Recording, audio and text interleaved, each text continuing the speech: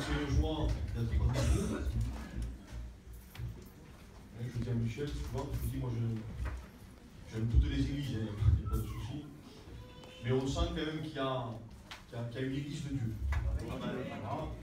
Sûrement qu'il y a des problèmes, sûrement qu'il y a des difficultés. Mais on sent qu'il y a une église de Dieu, on sent qu'il y a de l'harmonie. Donc que Dieu soit béni parce qu'on a eu plus de liberté encore au ministère de pouvoir prêcher la parole. Que Dieu soit béni.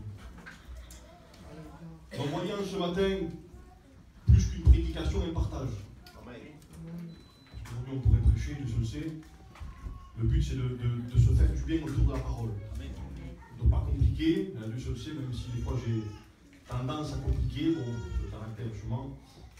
Mais rester simple, se faire du bien, avoir une direction de l'esprit. Parce que ce que je vous dis, je l'ai prêché à Perpignan avant, et même ce que je vais dire, c'est la suite. Donc vous avez la suite avant Perpignan. Parce que voilà, on va parler de la communion fraternelle ce matin. Moi je pense qu'aujourd'hui, le diable, s'il ne peut pas nous avoir par la convoitise du monde, il nous aura dans la division entre frères. Donc on a envie de dire, et je vous dis une phrase que j'ai trouvée dans la prière, il peut y avoir de l'unité, mais il peut y avoir des scories dans l'unité. Je vais m'expliquer. Il y a de l'unité entre nous. Béni soit Dieu, on s'aime, je pense qu'il ne faut pas douter sur ça. Mais avec les années, depuis le temps qu'on se connaît, nos enfants ont grandi. Oubliez que vous ne voulez pas dans une église, il y a toujours de l'altercation. Des choses qui ne nous vont pas bien, il y a des gens qui ont, je ne vais pas m'étendre sur ça, il y a des gens qui ont un caractère facile, il y en a qui en ont moins. Il y a, dans toutes les églises, il y a plusieurs nationalités. Il y a des Espagnols, il y a des Catalans, il y a des voyageurs. Au début, tout le monde s'aime. C'est presque à s'embrasser tous. Plein de petits bisous. Et après, plus les mois arrivent, plus les années arrivent, on continue à prier. Et il s'est installé des fois dans l'église et dans le cœur. Je ne parle pas d'une grosse division. Je parle de quelque chose des fois qui est petit, qui ne plaît pas à Dieu. Et qui, on ne s'en doute pas. Parce que bon, voilà, par rapport à la parole de Dieu, il faut vraiment rentrer en profondeur et avoir un esprit clair pour le comprendre. Je ne parle pas de deux frères qui ne peuvent pas prendre la Sainte Seine ensemble. Je pense que vous avez un pasteur et si ça arrive, le pasteur est là pour régler les choses. Mais des fois, il y a des choses petites. Qu'avec le temps, malheureusement, avec les coutumes que nous avons, avec la facilité que nous avons aujourd'hui, parce que bon, ce n'était pas le cas de l'époque, mais la facilité que nous avons de nous écarter les uns les autres. Je ne dis pas qu'il y a de l'hypocrisie non plus, mais ça a souvent frôlé l'hypocrisie. Parce qu'on disait à un frère, je t'aime, alors qu'on était capable de le critiquer. Mais le problème aujourd'hui, c'est que la critique aujourd'hui n'est plus un péché. La médisance n'est plus un péché. La médisance, c'est dire une vérité sur quelqu'un, mais dans le but de le nuire, de lui faire mal. C'est-à-dire qu'on peut se dire des vérités entre nous. Mais si l'état d'esprit n'est pas de construire, cette vérité que vous dites vient de l'enfer. Je dis, mes frères, je suis obligé de dire la vérité. Je vais vous dire une chose, on va le voir, je vais prendre le temps, pas trop non plus, parce que votre but, c'est pas de rester une heure à m'écouter, mais c'est qu'il y a un partage. Voilà, dommage que, bon voilà, c'est comme ça, mais des fois à l'église, même pendant les cultes, je fais lire des frères, les textes que je vais lire, je fais lire les frères. Pourquoi? Il y a un partage. Et même des fois, si un frère a envie de parler, dans un ordre, attention, pas dans un désordre, mais dans un ordre, un frère a le droit d'arrêter la prédication, dit frère, je ne comprends pas. Frère, peux-tu m'expliquer? Parce que le but, c'est pas de prêcher pendant une heure. Je l'avais dit dernièrement, au début, quand j'avais pris l'église de Perpignan, je prêchais, bon, voilà, je prêchais le bout de mon cœur, des fois même une heure, c'était comme ça. Tout le monde disait Amen. Et quand je disais à l'église, avez-vous compris ce que j'ai dit? L'église me disait non. Donc je lui dis, vous avez dit Amen, pourquoi? Vous avez dit Amen alors que vous ne comprenez pas. Le but, c'est pas ça. Dimanche dernier, juste une parenthèse pour vous dire que, voilà, bon, je parle librement, j'ai prêché sur les actes des apôtres le dimanche. Un message que toute l'église m'a dit, Stéphane, c'est ça qu'il nous faut. On sent une direction de l'esprit, on sent que Dieu t'a employé. Bon, béni soit Dieu, il vaut mieux ça que le contraire. Mais nous, le lendemain, on a réunion de prière, nous, le lundi soir. Donc ça veut dire qu'il est passé moins de 24 heures, un peu plus de 24 heures. J'ai l'église, qui sait qu'il y a lu aujourd'hui les actes des apôtres? Aucun de l'église n'a lu. Quand je dis les frères, comment se fait-il que le dimanche, vous soyez sous l'euphorie d'une direction de l'esprit? Certains m'appellent en disant, frère, l'onction de Dieu était sur toi. Béni soit Dieu. Mais je dis, mais pourquoi vous ne méditez pas seul chez vous la parole de Dieu, puisque Dieu vous a donné une direction? Je parle librement, c'est mon église aussi, avec mon père, tout ça. Aujourd'hui, le but, c'est pas simplement d'écouter un message, mais c'est de voir beaucoup plus loin que ce que le pasteur dit, de saisir la pensée de l'esprit et d'y aller ensemble. Le prédicateur ne peut pas aller beaucoup plus loin que ce que vous voulez aller. Si le prédicateur veut aller loin, mais que l'église ne veut pas aller loin, que vous vouliez ou que vous ne vouliez pas, vous êtes obligé de changer de serviteur. Je ne sais pas pourquoi je dis ça. C'est qu'à un moment donné, vous devez suivre la pensée de l'esprit que le ministère donne. Amen. Je ne dis pas aveuglement, parce qu'on ne suit pas un pasteur aveuglement, mais on suit un pasteur parce qu'à un moment donné, on sent qu'il y a une conduite de l'esprit. Et dans la conduite de l'esprit, on se met d'accord. Ce n'est pas un niveau spirituel, ici on ne parle pas de grand spirituel, de faible spirituel, on ne parle pas de capacité spirituelle, on parle de gens qui se lient de cœur. Donc c'est plein, j'en fais partie, plein de personnes faibles qui n'y arrivent pas, qui ont des incapacités, qui tombent souvent, qui glissent souvent, qui ont un caractère peut-être délicat, qui n'ont pas envie forcément de sacrifier sa vie, parce qu'il y a tellement de confort aujourd'hui, mais parce qu'il y a l'appel de l'esprit. Nous sommes nés de nouveau. Et à l'intérieur, il y a cette nouvelle naissance. Le temple de l'esprit dit, oui, je le veux. Après, c'est se mettre d'accord ensemble en disant, est-ce qu'on y va? Non, on ne veut pas y aller. On ferme la Bible. Et on s'en va. Mais si on veut y aller, il faut prendre le sang. Amen. Alors je vais lire un texte, même des textes.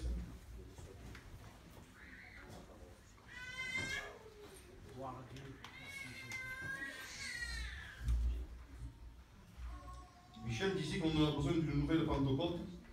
Il a bien raison. Alors je vais lire. Vous recevrez une puissance, celle du Saint-Esprit, survenant sur vous. Et vous serez mes témoins à Jérusalem, dans la Judée, dans la Samarie, jusqu'aux extrémités de la terre. Et on le connaît, hein. Après avoir dit cela, il fut élevé pendant qu'il les regardait. Une nuée déroba Jésus devant leurs yeux, et comme ils avaient les regards fixés vers le ciel, pendant qu'ils s'en allaient, voici deux hommes en vêtements blancs se présentèrent à eux et dirent, vous Galiléens, pourquoi vous arrêtez-vous à regarder au ciel? Ce Jésus qui a été enlevé reviendra de la même manière au milieu de vous. Alors ils retournèrent à Jérusalem, depuis le mont appelé des Oliviers, qui est près de Jérusalem, à la distance d'un chemin de sabbat. Quand ils furent entrés, ils montèrent dans la chambre haute, où ils se tenaient d'ordinaire. C'était Pierre, Jean, Jacques, André, Philippe, Thomas, Barthélemy, Matthieu, Jacques, fils d'Alphée, Simon le Zélote et Jude, fils de Jacques. Judas n'est plus là. Tous d'un commun accord. Je vais lire le texte. Tous d'un commun accord, persévérer dans la prière. Amen. Avec les femmes, avec Marie, mère de Jésus, et avec ses frères. L'Église a reçu une mission. Les disciples ont reçu une mission. On ne parle pas de baptême de l'esprit encore, on ne parle pas de ce miracle. On ne parle pas, je vous dis à l'église dernièrement, on ne parle pas de ce que Dieu a fait dans la chambre haute. Il a allumé le chandelier dans la chambre haute. Par contre, avant, il y a une direction de l'esprit. Cette direction de l'esprit, c'est rester ensemble. On ne parle pas encore de baptême. Rester ensemble et prier. Amen. Regardez ce texte. Révèle-moi, dis-moi donc, toi que mon corps aime, où tu fais paître ton troupeau, où tu le fais reposer à l'heure du midi. Pourquoi serais-je comme égaré? Pourquoi serais-je comme une vagabonde? C'est une église vagabonde. Et Dieu va lui dire, si tu l'ignores, ô plus belle des femmes, sors et suis les traces du troupeau. Amen. Jérémie va dire, ainsi parle l'Éternel, placez-vous sur les chemins, regardez, informez-vous. Renseignez-vous des anciens sentiers. Où est donc le bon chemin? Marchez-y, trouvez le repos pour vos âmes. Mais ils répondent, nous n'y marcherons pas. Je dis à l'église dernièrement, l'homme a créé des grands axes routiers, c'est-à-dire tout ce qui est autoroute. Savez-vous pourquoi on a créé les autoroutes? Pour aller plus loin, pour aller plus vite et avec beaucoup plus de confort. La Bible ne parle pas d'autoroutes et de grands axes routiers. La Bible parle de petits chemins, de petits sentiers. Lorsqu'ils ont reçu l'ordre de l'Éternel d'attendre le baptême de l'Esprit, il dit qu'ils montèrent par un chemin de sabbat et ils montèrent comme d'ordinaire. Voilà ce que je ressens, je dis à l'église souvent aussi. Nous sommes trop ordinaires aujourd'hui. Ordinaire, c'est banal. C'est quelqu'un qui n'a pas de passion, qui ne peut pas enflammer la terre. On veut passer du banal à l'extraordinaire sans prier. Aujourd'hui, l'Église est appelée à être extraordinaire. Tu dis, frère, c'est de l'orgueil. Non, l'extraordinaire, c'est quelque chose qui a reçu l'onction. C'est quelque chose de spécial. C'est quelque chose qui, à un moment donné, va animer l'Église d'une onction nouvelle, d'une onction qui va permettre, non pas, les frères, de brader des réunions et de dire, voilà, il y a quelques malades qui sont guéris, mais il va y avoir une telle onction qui va descendre dans ce lieu. Je vais vous dire une chose, lorsqu'un feu va animer Avignon, vous n'aurez même plus besoin d'évangéliser. Parce que les âmes viendront. Quel gitan n'aime pas un feu? Vous allumez un feu, un gitan vient. Il fait froid, et croyez-moi qu'il fait froid dehors, les gens ont envie de se réchauffer. Il faut avoir une vision, il faut avoir un but. Qu'est-ce qui peut empêcher aujourd'hui, malheureusement, que l'onction tombe? C'est de ne plus s'aimer.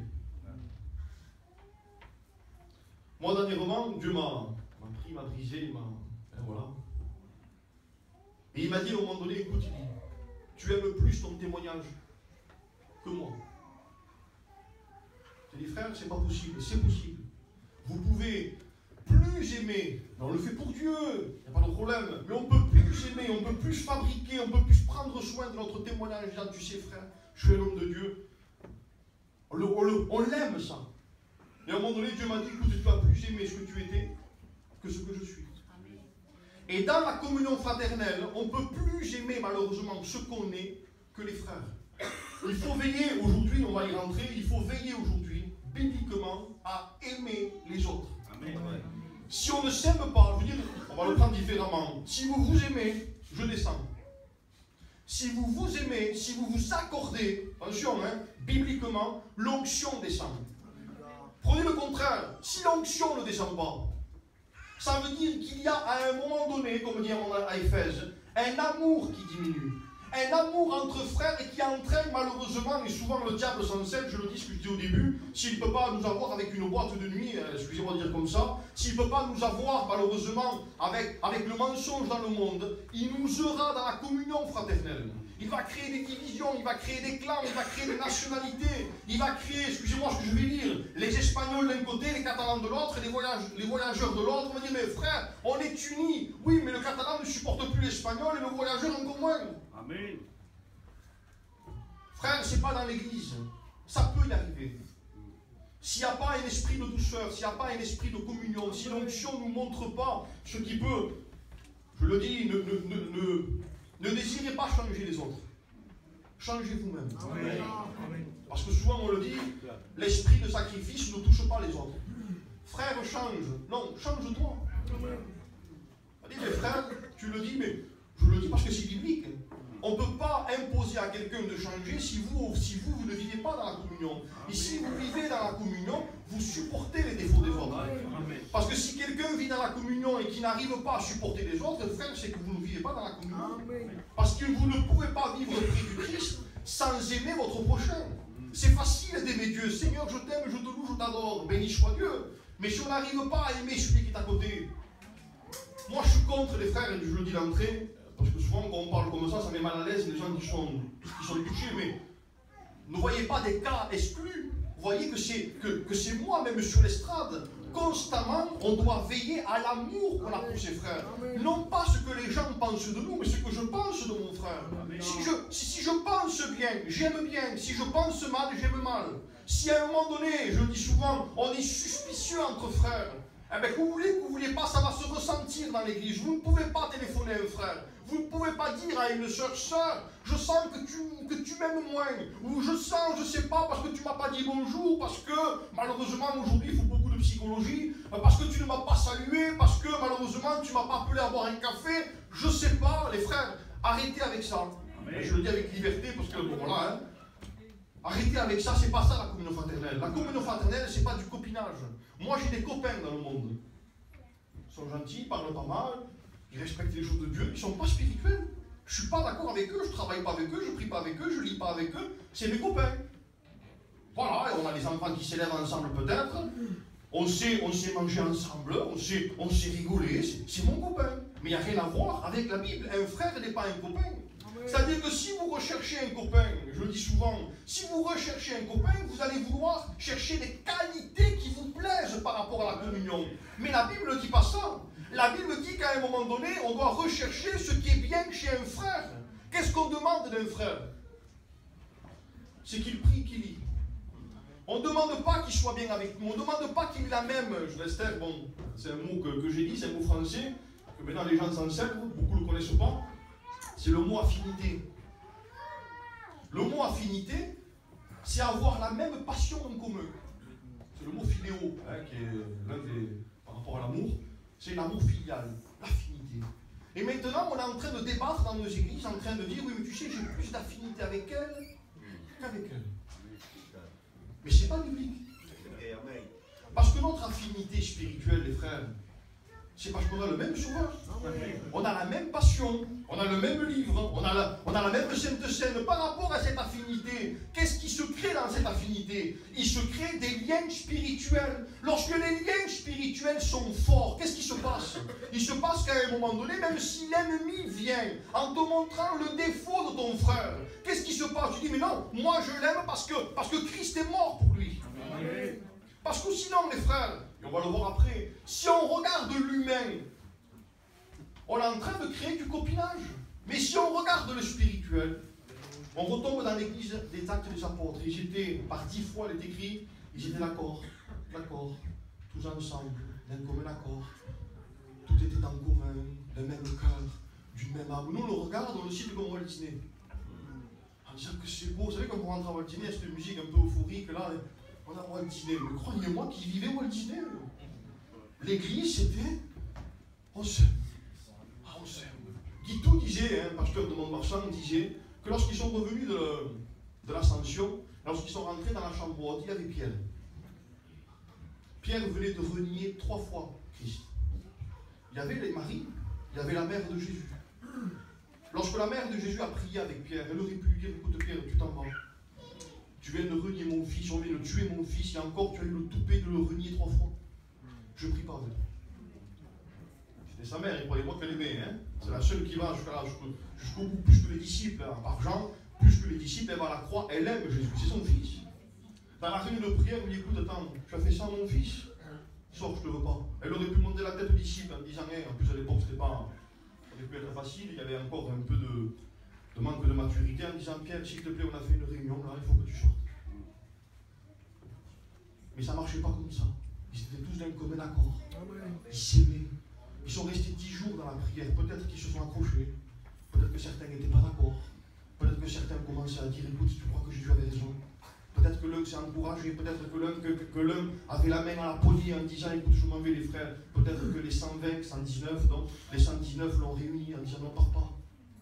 Le Christ nous a promis quelque chose, on reste là. Sans la Pentecôte, c'est-à-dire n'attendez pas d'avoir un gros baptême de l'esprit, une grosse effusion de l'esprit pour être d'accord.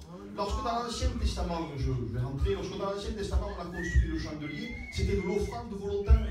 C'est-à-dire que les gens amenaient des médaillons, chacun amenait une montre, chacun amenait, bon une montre à l'époque peut-être pas, mais chacun amenait un objet, une chaîne, donc chacun, je le dis à l'église, chacun avait une identité, il y avait une boucle d'oreille, excusez-moi de le dire comme ça, il y avait une boucle d'oreille de la famille Reyes. Une chaîne de la famille Patra qui est là, ici aussi. Voilà, Michel. Donc à un moment donné, par rapport à l'offrande volontaire, avant qu'elle soit brûlée par le feu, il y avait une identité. Il y avait une histoire, peut-être un anniversaire, peut-être quelque chose qui avait reçu un cadeau de mariage. Donc il y avait une identité, il y avait un nom. Lorsqu'ils ont déposé tout ça au pied des sacrificateurs, peut-être que les gens disaient, tu vois, ça c'est mon offrande, et moi j'ai donné plus que toi. À moins, donc il peut y avoir du jugement. Mais lorsque l'offrande de l'or est passée par le feu, et lorsqu'elle est tombée entre les mains de Bethsaël et Oliab, celui qui avait la charge de façonner le chandelier, qu'est-ce qui s'est passé? Lorsque le feu est descendu, lorsque ça a brûlé tout l'or, Lorsqu'on a fait un bloc de 50 kilos d'or, parce que c'est comme ça, et lorsqu'on a commencé à frapper, et qu'on a fabriqué le chandelier, le seul moyen de pouvoir éclairer l'intérieur du temple, le chandelier, lorsque les gens passaient devant le chandelier, il n'y avait plus de patraque, il n'y avait plus de ruffins, il n'y avait plus d'espagnol, il n'y avait plus de catalan, il n'y avait plus de voyageurs. Pourquoi? Parce que l'identité était passée par le feu. Aujourd'hui, que vous vouliez, que vous ne vouliez pas, s'il n'y a pas ce feu de la Pentecôte qui descend dans nos églises, on est en train, malheureusement, et je sais que vous le savez, vous le voyez, vous l'entendez, mais ce n'est pas biblique. On ne peut pas construire une église d'espagnol, une église catalane, c'est impossible. Dieu ne veut pas. Je suis d'accord qu'on évangélise, ça ne me dérange pas, hein, c'est filmé. Je suis d'accord qu'on évangélise notre nation, notre ethnie, hein, ça veut dire notre mot. Espagnol, vous pouvez l'évangéliser en espagnol, il n'y a pas de souci. Un catalan, vous pouvez l'évangéliser en catalan. C'est normal, ça rentre mieux. Moi, je suis d'accord sur ça, je ne vois pas d'extrême dans ça. Par contre, quand quelqu'un se convertit, vous ne pouvez pas lui faire croire qu'il sera plus béni dans sa langue que dans l'autre. Amen. Parce que si d'entrée, quelqu'un qui est converti, tu lui dis, voilà, mettons, je parle un catalan comme moi, hein. Coup de frère, lui il chante en espagnol, mais il est né de nouveau. C'est ton frère. Si d'entrée vous dites ça, il n'y a pas de division. Par contre, si vous commencez à faire croire qu'à un moment donné, on sera plus béni par rapport à la langue que nous parlons maternelle, il va se passer à un moment donné qu'il va y avoir une division. Et les gens vont demander, non, dans une église, et béni soit Dieu, parce qu'ici, bon, ça se voit, ça s'entend, il faut des cantiques en français. Il faut des cantiques en espagnol. Un cantique en catalan, il n'y en a pas beaucoup. Hein? Mais admettons, un cantique en catalan. Pour que tout le monde soit content. Vous ne pouvez pas écraser l'un par rapport à la dominance de la nationalité d'une église. Nous, on est, majoritairement, on est catalans, il y a 95%, mais il y a des Espagnols chez nous. Par rapport à ça, on ne peut pas dire, les frères, on vous exclut, non. Il y a une communion, il y a quelque chose qui se crée. D'abord, la preuve, quand on se voit entre nous, on ne voit pas d'abord la nationalité, on voit le frère. Amen. Si je commence à dire, eh bien, écoute, lui, c'est un Espagnol. Ah, c'est pas un frère. Ah, lui, non, c'est un Catalan, lui. Ah, c'est pas un frère, c'est un Catalan. Dans le monde, ça marchait. J'écoutais un témoignage dernièrement qui disait, un frère qui est monté, un frère espagnol, dans le frère de Guillaume. Il disait, moi, de païen, je ne supportais pas les Catalans. Je ne pouvais pas les voir. C'est possible. Pourtant, il est gentil. Mais quand je me suis converti, mes meilleurs frères que j'avais, c'était les Catalans. La conversion, c'est ça. Je vous dire une chose, et on va même le dire, regardez, je crois que je l'ai écrit. La fin de toute chose est proche. Soyez donc sensés et sobres en vue de la prière. Avant tout, ne vous élancez pas. Ne partez pas en Judée, ne partez pas en Samarie, ne faites pas les évangélistes, ne partez pas. Ça ne sert à rien qu'on parte aujourd'hui, je le dis personnellement pour moi, en tant que ministère aussi, ça ne sert à rien d'avoir de grandes ambitions extérieures si à l'intérieur le feu ne descend pas. Tu dis, mes frères, on perd du temps. On ne perd pas du temps. D'accord que les âmes se perdent. D'accord qu'il faut continuer à évangéliser, pas tomber dans un déséquilibre, mais évangéliser des âmes pour le faire rentrer dans une église, je ne dis pas que c'est le cas, hein, par Perpignan, qui serait tiède, qui aurait des divisions, qui aurait des tiraillements, c'est faire rentrer une âme qui à un moment donné va devenir comme nous. Le texte dit que Dieu rajoutait à l'église chaque jour ce qui devait être sauvé, mais la véritable version, c'est pas ça, c'est que Dieu rajoutait à ensemble.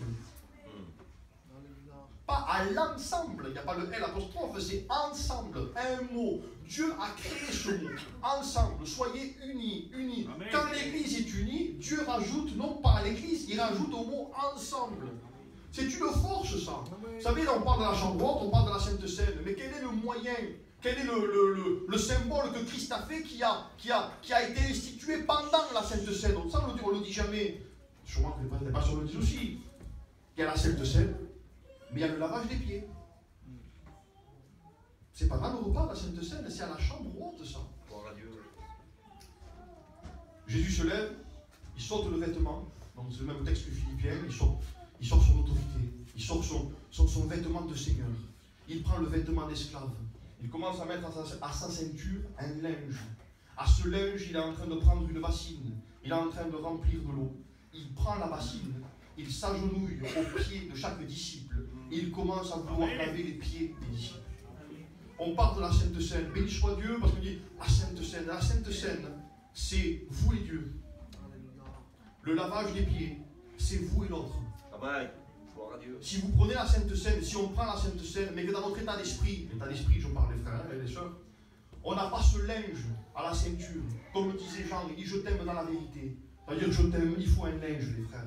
On ne peut pas s'aimer dans une église si on n'a pas ce linge pour s'essuyer les fautes les uns les autres. C'est trop facile aujourd'hui, moi je suis contre aujourd'hui, parce que bon, voilà, au nom de la vérité, on va le voir avec Cham, le fils de Noé, au nom de la vérité, on a massacré les gens. Attention, je ne dis pas qu'il faut accepter le péché, Dieu seul sait, parce que bon, j'essaie de penser ce que vous pensez aussi, hein, c'est le rôle d'un serviteur. Donc il peut y avoir à un moment donné dans une église un zèle excessif. Ça veut dire que quand on est faible, hein, je vais parler avec ces personnes, parce que bon, moi aussi j'étais comme ça, quand on est faible, on se fait tout petit. Au fond, on veut que tout le monde nous caresse, on veut que tout le monde nous aime, on veut être chouchouté. Hein, c'est comme ça. Hein. Par contre, on reprend la Bible, on relit, Dieu nous visite, on devient ce qu'on appelle dans nos églises spirituel. Et là, tout d'un coup, on a oublié ce que c'était que d'être faible. On ne sait pas, on ne sait plus, on a oublié. On devient une espèce d'un zèle excessif. Hein, comme il dit Jacques à un moment donné, il dit que votre zèle ne soit pas excessif. Que votre zèle ne soit pas amer.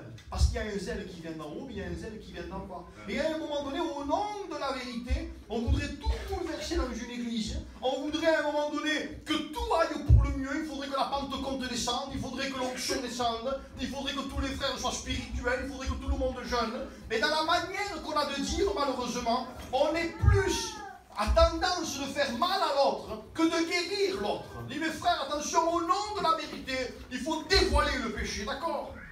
Mais Dieu est noble. Dieu ne dévoile pas les tiens. Donc toi, ne prends pas plaisir à dévoiler les péchés des autres. Amen. Attention, dit frère, donc on accepte le péché, non. Il faut avoir un linge, quelqu'un qui veut aller reprendre un frère. Il faut qu'il ait ce linge. S'il va reprendre juste avec un texte en disant mon frère, le péché n'était pas permis. Attention, c'est pas biblique ça. Jésus n'a pas dit à un moment donné, il n'était pas permis. Non, non, c'est à un moment donné, il prend un linge, il dit, je vais vous montrer un exemple.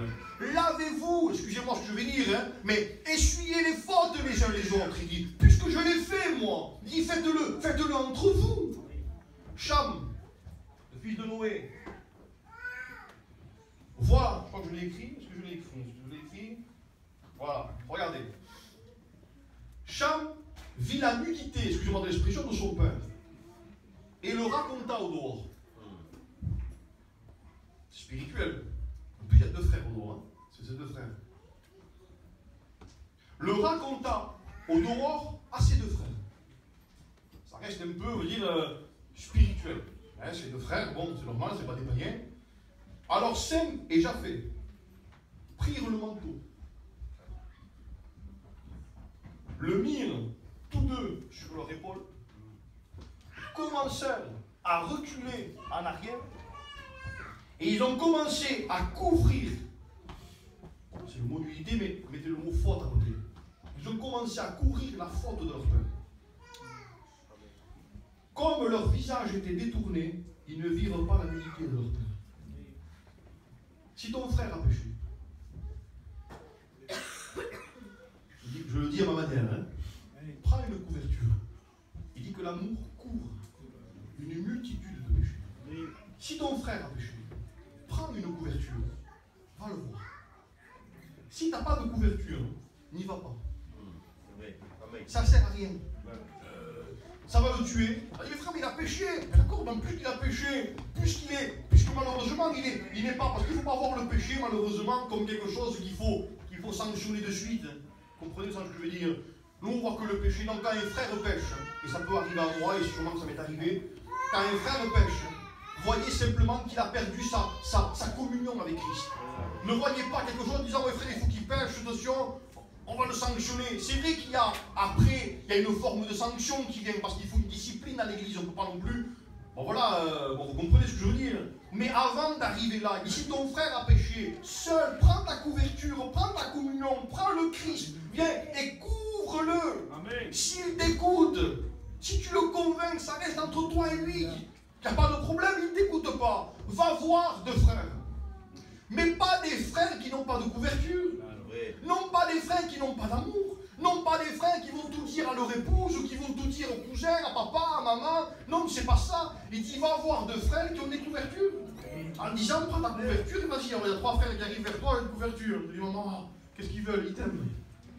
Ils ne viennent pas avec un couteau, hein. Ils ne viennent pas avec une épée comme Pierre à un moment donné. Là, à un moment donné, il veut défendre Jésus. Bah, il prend l'épée. Il dit, Pierre, qu'est-ce que tu fais? T'es l'église, toi. Il dit, on ne peut pas gérer un cas avec une épée. Vous ne donnez pas une épée à un enfant. J'ai un couteau, hein, mais une épée. Pourquoi? Parce qu'il est maladroit. Je le dis pour les jeunes, s'il y en a. J'ai été jeune, et je suis encore, même si je sors un peu de la jeunesse, on va rentrer dans des jeunes vieux, on va dire, hein, comme ça. Ne donnez pas ce livre à des jeunes. Prenez-le pour vous, lisez-le pour vous. Méditez, régalez-vous avec Jésus, esquintez-vous. Laissez ceux qui ont un peu plus de maturité gérer les cas. Parce que si un jeune, à un moment donné, spirituel, malgré que vous soyez super spirituel, mais il y a beaucoup de maladresse pour les jeunes. Savez-vous que Cham était le plus jeune? Savez-vous que Cham veut dire le cadet, veut dire le brûlant, l'enflammé, celui qui était ardent? Quand on est jeune, il y a une espèce de zèle hors norme. Moi, ça m'est arrivé de jeune d'aller voir des serviteurs. Après, bon, là, on ne le fait plus maintenant. Mais moi, jeune, dire, l'évangile, c'est ça, d'aller voir des serviteurs et de dire aux serviteurs, frère, t'es pas un serviteur.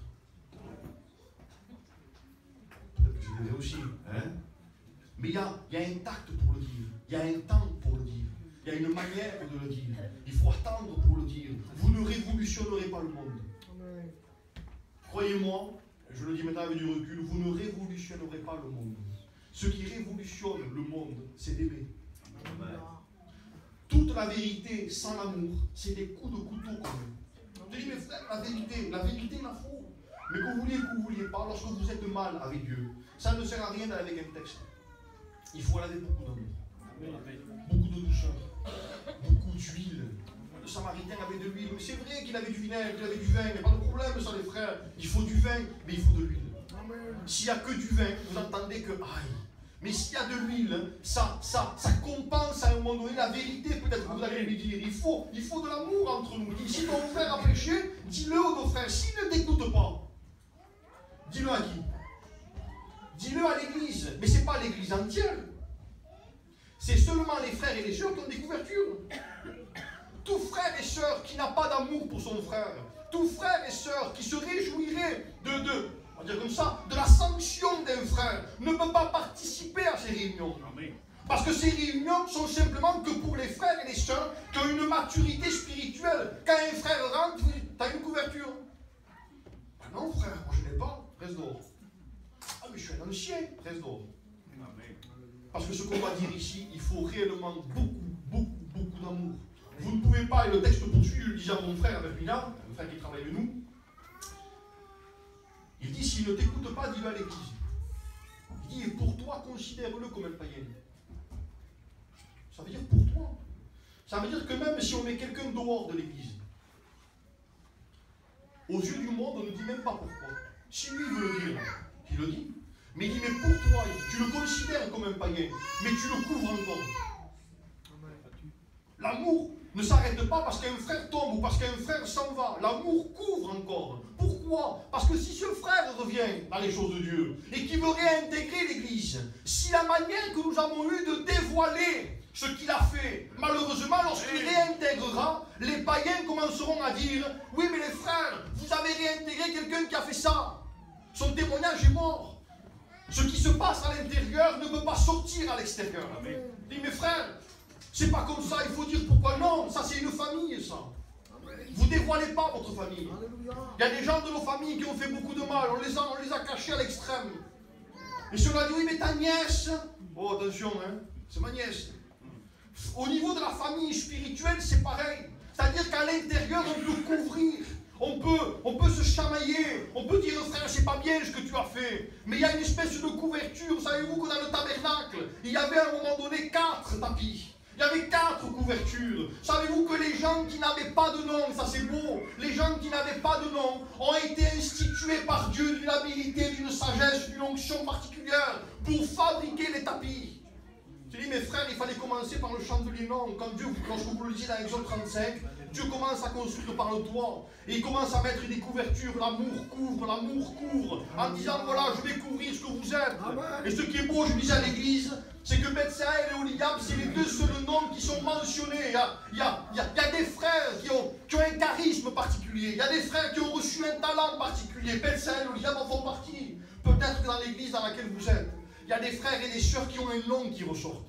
Dans toutes les églises, les frères. Vous ne pouvez pas dire, frère, c'est pas normal. Non, il y a des frères et des sœurs qui ont reçu de Dieu.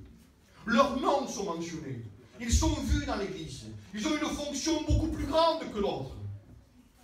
Mais lorsque vous lisez Exode 35, il est écrit que les gens qui n'avaient pas de nom, on appelle ça les hommes de l'ombre, ont construit, eux, les tentes, ce qui couvrait tout ce qui était à l'intérieur. Je disais à l'église, les frères, c'est dangereux quand quelqu'un veut avoir un nom. Tous les gens qui font du mal à l'œuvre, c'est parce qu'ils veulent un nom. Fini. Ils attendent qu'un frère fasse une faille pour dire, t'as vu? Toi, c'était parce qu'en secret, les gens, tu le jalousais. Parce qu'en secret, tu disais, je ne supporte pas. Comment il est vu? Pourquoi je ne suis pas vu, moi? Je prie autant que lui, personne ne me le dit. J'ai communion, mais personne ne me le dit. Il faut prier 10 fois lui par mois. Et non, pourquoi? Il dit qu'il y a plus de joie à donner qu'un jour. Romains 14:19 va dire qu'il y a, lorsqu'il dit, lorsque votre joie sera de voir vos frères grandir plus que vous-même.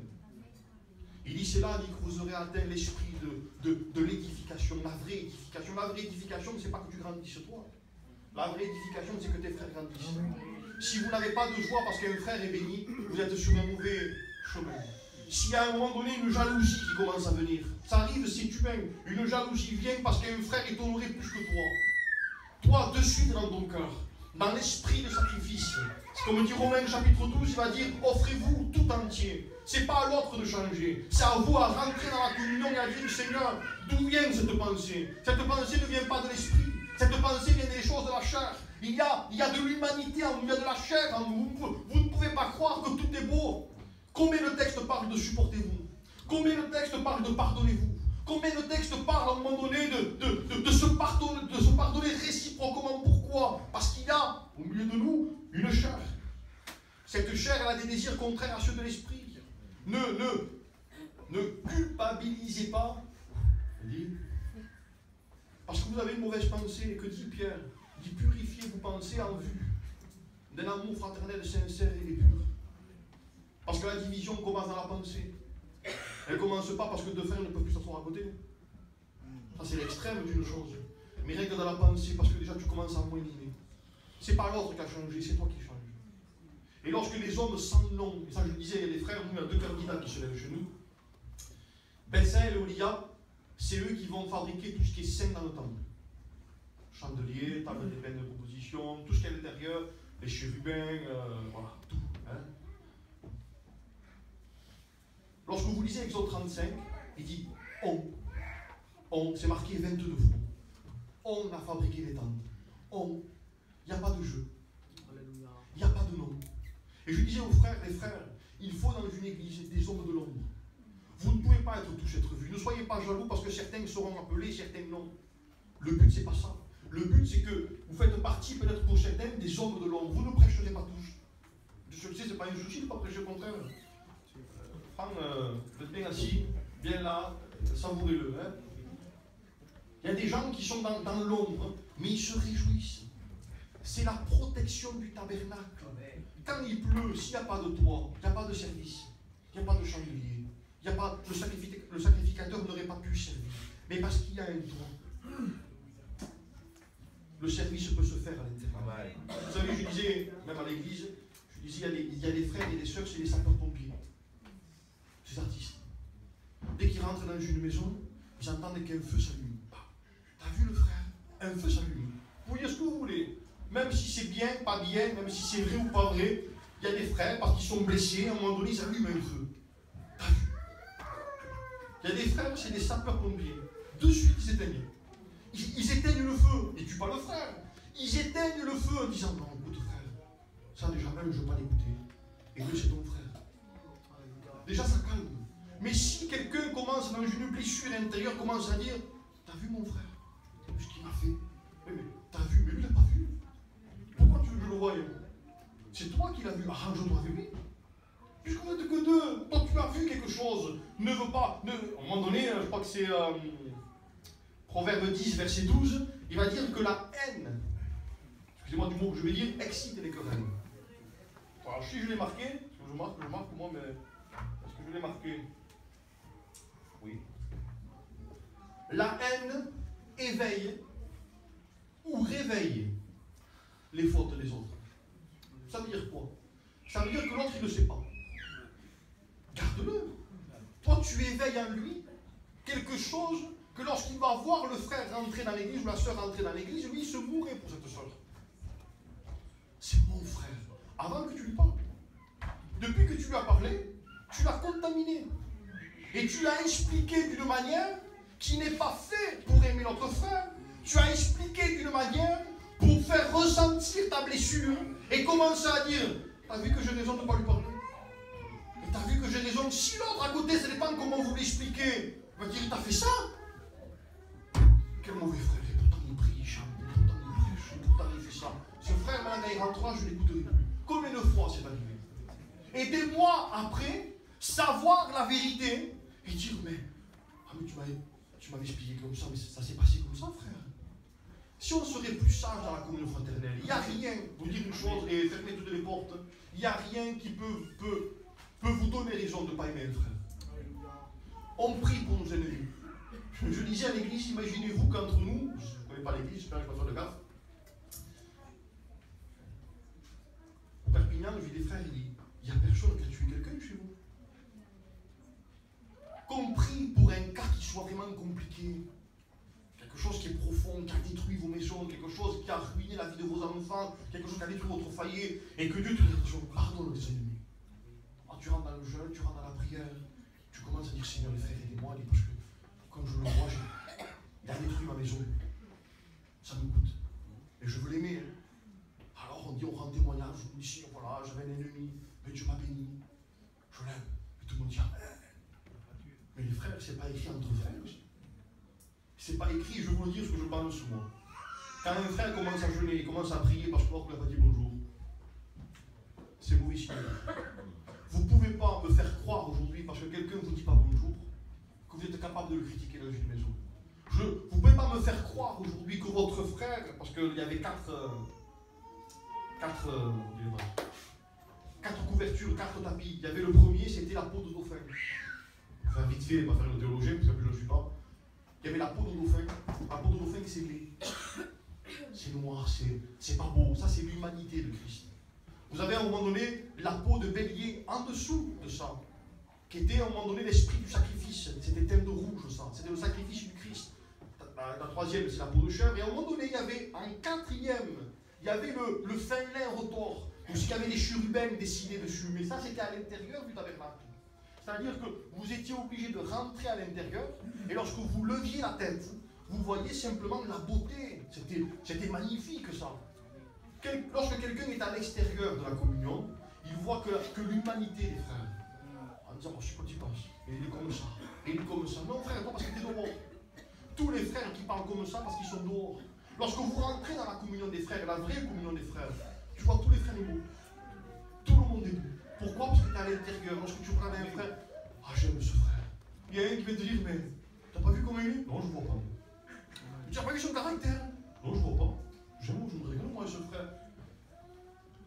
Il faut qu'on veille aujourd'hui à ce que l'ennemi ne se faufile pas dans ça. Si l'ennemi se faufile dans ça, je vous promets, les frères, que l'onction ne descendra jamais. Et on aura prié des heures, et des heures, et des heures, et des journées de jeûne, tout ce que vous voulez. S'il n'y a pas ça, s'il n'y a pas à un moment donné, et ça je le dis aussi, parce que moi c'est arrivé chez nous aussi, vous avez une pensée contre un frère. N'allez pas voir le frère en disant, écoute, je ne te supporte pas. Frère, parce que bon, Dieu m'a aidé.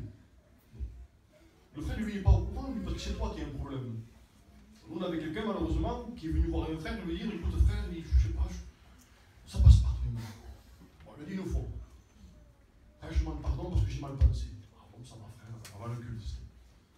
Le deuxième dimanche, pareil. Frère, je pense mal aussi, je sais pas ce que j'ai, je suis jaloux de toi, je crois. Et 3 fois, 4 fois, le frère en face commence à dire, qu'est-ce que je t'ai fait?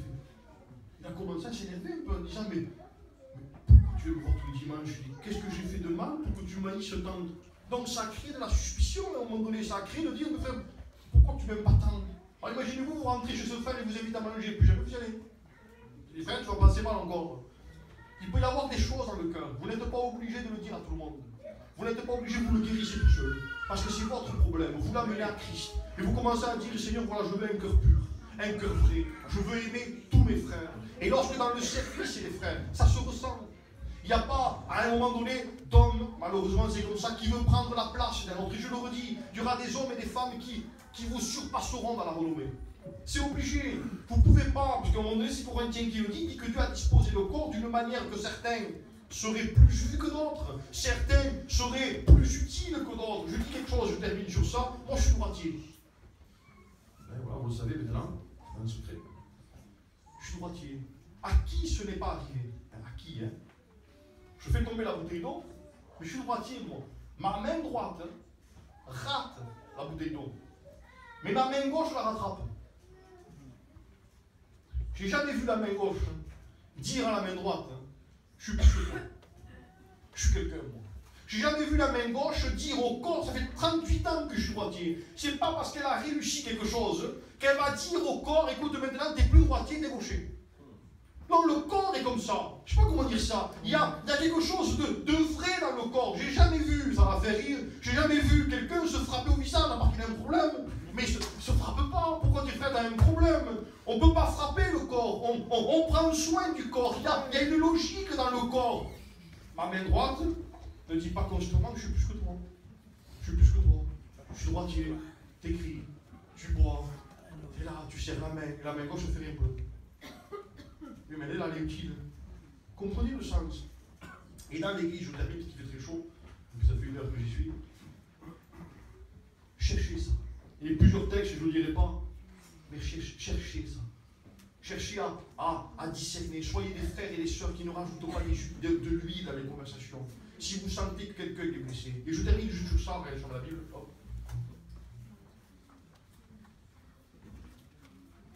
Ça va arranger Michel, mais bon, c'est biblique. C'est pas pour Michel que je le fais, parce que c'est biblique. Hein.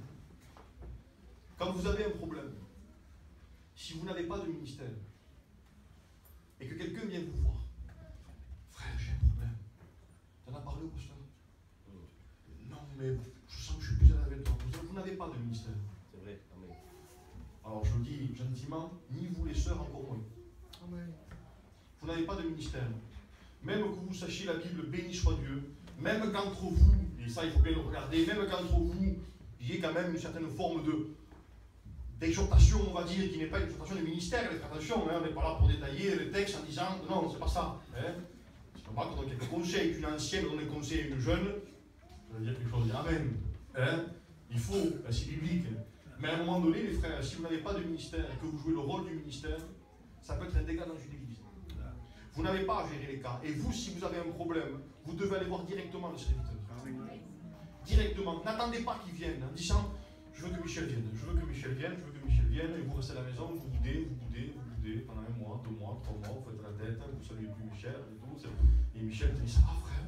Oui, ça va. Mais dans ton cœur, tu dis, pourquoi il ne vient pas et pourquoi il ne vient pas? C'est beaucoup plus simple.